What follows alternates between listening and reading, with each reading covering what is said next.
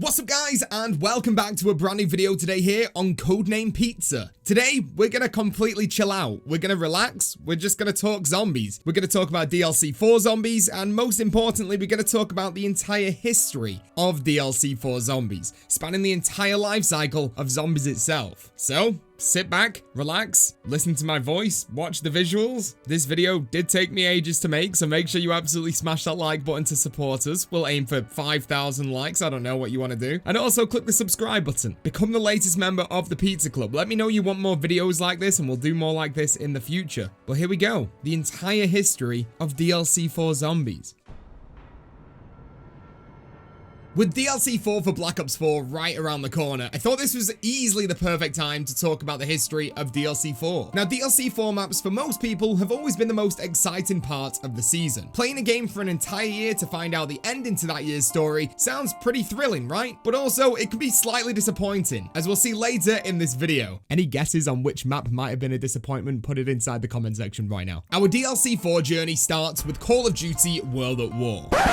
Whoa, hold on a minute. Just bring it down a notch. World at War didn't have DLC 4. It was Verrucht DLC 1, DLC 2 was Shinonuma, and then DLC 3 was Durice. And that was it. That was all there is to it. Okay, thank you very much, Chopper. Even though that information might be true, World at War was still originally going to have a DLC 4. And we know this because of multiple interviews with Treyarch developers at the time. Because of the fast turnaround needed for new zombies maps on World at War, due to the unanticipated success of the mode after launch, the dev team over at Treyarch couldn't finish the DLC 4 project. And with the current 2-year cycle at the time, with Call of Duty games either being made by Treyarch or Infinity Ward, Treyarch knew they had another Call of Duty releasing the following year, and they came up with a plan. Scrap the DLC 4 project for World at War and instead push it over as the release map for their next Call of Duty title, giving them more time to work on the map itself and the future DLC maps. And this is exactly what happened. The plan gave birth to the legendary on-disc map for Black Ops 1 that we know as Kino Der Toten. Now, Kino Der Toten was a great launch map for Black Ops 1, and it was many players' first ever experience with zombies, with Black Ops 1 selling double the amount of copies of its predecessor World at War. In fact, Kino Der Toten would have made a great DLC 4 map for World at War as well. In my opinion, launch maps and DLC 4 maps work very well with the same similar formula. You take a great map with lots of mystery, with a great cliffhanger ending, and it makes you want more. Whether that be in a launch map to push sales for the season pass, or a DLC 4 map to build anticipation of the next title in the franchise. Either way, it's fair to say that Kino Der Toten had most of these elements, diving even deeper into the fastly growing zombie storyline, developing characters with larger backstories, and building anticipation for future DLCs with hidden Easter eggs inside of the maps, such as the Mystery Man painting, the Manhattan Project letters, and the subtle DLC map hints hidden inside the posters around the map, just to name a few. In fact, those posters worked perfectly. After receiving Call of the Dead as DLC 2 for Black Ops 1, zombie players returned to Kino Der Toten, remembering the similarities between this poster and Call of the Dead, to try and look a little bit closer into the other posters to figure out future DLCs. And I don't care what anyone says, this poster right here is definitely hinting at Moon. As well as this, Treyarch continued to give story elements subliminally in the secret songs of the maps. For example, the original song 115 hidden inside of Kino Der Toten talks in depth about Samantha Max's situation before we really knew anything about it. So it's safe to say that Kino would have made a great World at War DLC format. But let's look at the first official DLC format, a zombies experience that still to this day is one of my favorites and by far has one of the best endings to any zombie season: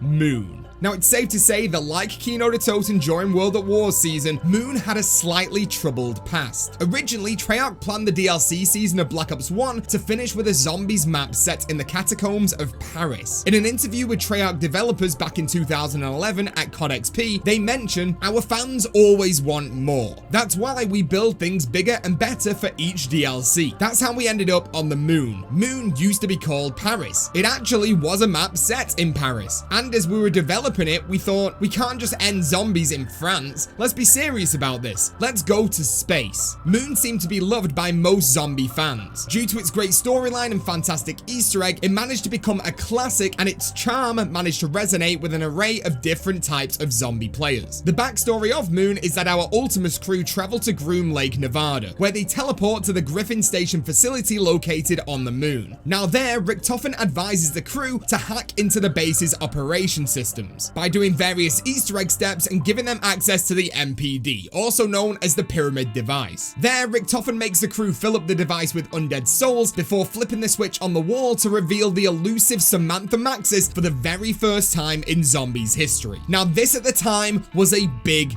deal. Ever since Doris on World at War, we had heard about Samantha Maxis, and every zombies player out there had their own theories and ideas about who this girl could be. But now, right in front of our eyes, we see her on the map Moon. This for me is one of the most important things when playing a DLC4 map. Ending the zombie season with something shocking, something that we don't expect, but yet something we all want. But along with this, in my opinion, a great DLC4 map needs a cliffhanger. And Treyarch were about to leave us with the biggest cliffhanger in zombies history. After revealing Samantha Maxis, Richtofen tells the crew to continue to kill the undead, allowing their souls to enter the 3 extra soul tubes now surrounding the MPD. When all are full, Richtofen pulls out the upgraded golden rod, which was built with 2 parts. The original golden rod, which the crew received from Call of the Dead, which was DLC 2 for Black Ops 1, and the focusing stone, which they got from DLC 3's map Shangri-La. And Richtofen then places it into the MPD, which allowed Richtofen to switch souls with Samantha, allowing us to finally see that Richtofen was evil all along, and we'd been played like puppets. But the map didn't end there. Following this, Samantha Maxis' father, Dr. Maxis, starts speaking to us through a recorded message, advising us to activate the launch sequence, and that's the only way to destroy the damage that Richtofen could cause. So, we launch rockets from the moon, destroying the Earth, leaving all zombie players with the biggest cliffhanger in zombies history, leaving us all wondering, how can there be another zombies map in the future if we just blew up the Earth? Moon was a fantastic DLC4 map, including all the features that a great end of season map should have. But somehow, some way, Treyarch managed to outdo themselves once again with their next generation DLC4 map, Origins.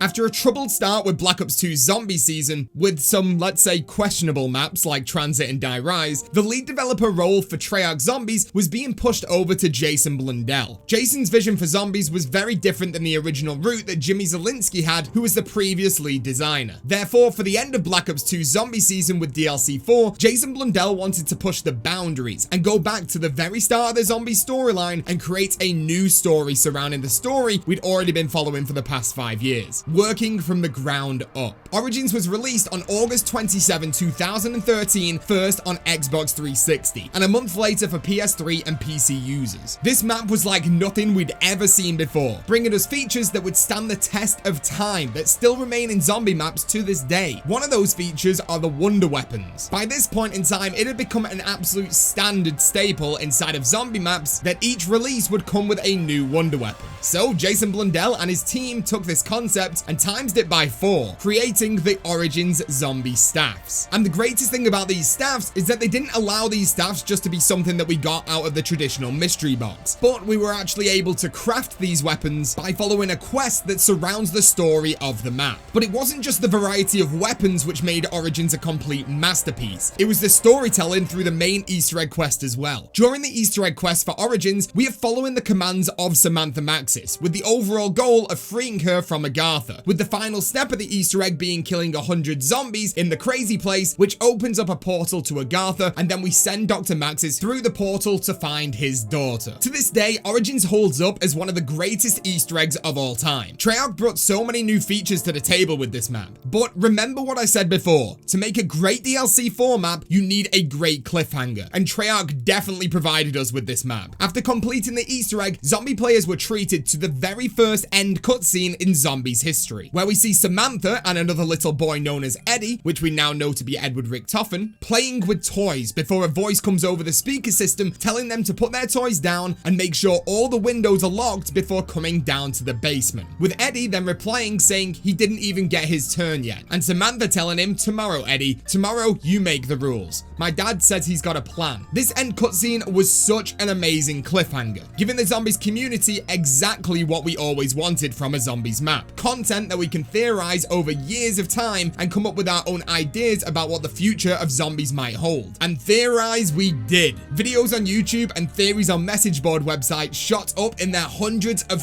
thousands, with the biggest zombie fans from all around the world trying to decipher what the cryptic yet pretty simple end cutscene could really mean. Origins to this day is probably the greatest DLC4 map we've ever had in zombies history. But now it's time to move over to the next DLC4 map that divided the entire zombies community, Revelations. I think at this point everyone would agree that Black Ops 3's zombie season was insane, to say the least. Map after map, we were treated to some of the greatest zombies experiences ever, and we were all anticipating what the future would hold for DLC4. After seeing the trailer for DLC4, everyone was extremely excited. The new map Revelations seemed to be the new map that would tell us all the secrets we had been building up to and deliver some of the greatest gameplay elements we'd ever seen. Upon the map's release, everyone seemed extremely happy with Revelations. The nostalgia instantly started kicking in when running around through multiple areas of the map from old zombie maps, bringing us an amazing feeling. Unfortunately, that sweet feeling players seemed to be getting from the nostalgia seemed to wear off pretty quickly after players started finding steps to the Easter egg. Fans were really split down the middle with this one, with some people claiming it was great and other people claiming that the Easter egg steps didn't make any sense at all. But the true icing on the cake that tipped people over to the negative attitude of this map was by far the boss fight. Yes, it was amazing that we finally got to use the summoning key inside of a map, but the boss fight itself seemed to be a complete remake of our first ever boss fight in zombies from Shadows of Evil. The boss fight in Shadows is very simple, but can be excused because it was the first one. But bringing something so simple back to the table to finish off the entire DLC season that was so great was just a really strange move. Luckily, we now have a slightly better understanding why Treyarch did this. From interviews with zombie devs, we now know that Revelations was intended to actually have a larger Easter egg, along with a more immersive boss fight. But unfortunately, Treyarch ran out of time with this. But some remnants of the other Easter egg steps still remain in the code to this day, featuring steps as putting the summoning key inside of a rocket and flying the rocket into space. After the boss fight, we received the ending cutscene for DLC4,